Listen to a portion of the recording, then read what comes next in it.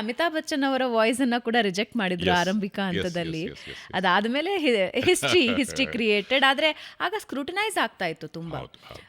ಹಿಂಗೆ ಇರಬೇಕು, ಪದಗಳ ಉಚ್ಚಾರ ಹೀಗೆ ಇರಬೇಕು. ಈಗ ಸ್ವಲ್ಪ ಅದೊಂದು ಸ್ವಲ್ಪ ಕ್ವಾಲಿಟಿ ಇಲ್ಲ ನಿಮ್ಮ ಕಳ್ಕೊಂಡಿದೆ. ಉಚ್ಚಾರ ಎಲ್ಲ ಚೆನ್ನಾಗಿದೆ. ಯಾಕಂದ್ರೆ since your and private channel, people criticise private ಚಾನಲ್ಗಳಲ್ಲಿ ಕನ್ನಡ.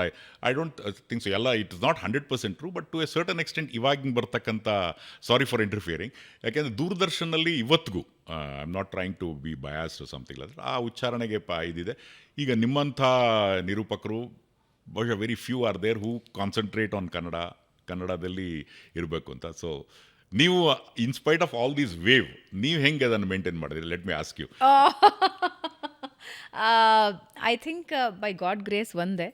ಆಮೇಲೆ ಬಹುಶಃ ನಮ್ಮ ತಾತ ಭಾಗವತದಲ್ಲಿ ಬಹಳ ಇದು. ನಾನು ಯಾವಾಗಲೂ ನನಗೇನು ಅನಿಸುತ್ತೆ ಅಂದರೆ ಅವರಿಂದ ನನಗೆ ಬಂದಿದೆ ಅಂತ ಅನಿಸುತ್ತೆ ಭಾಗವತ.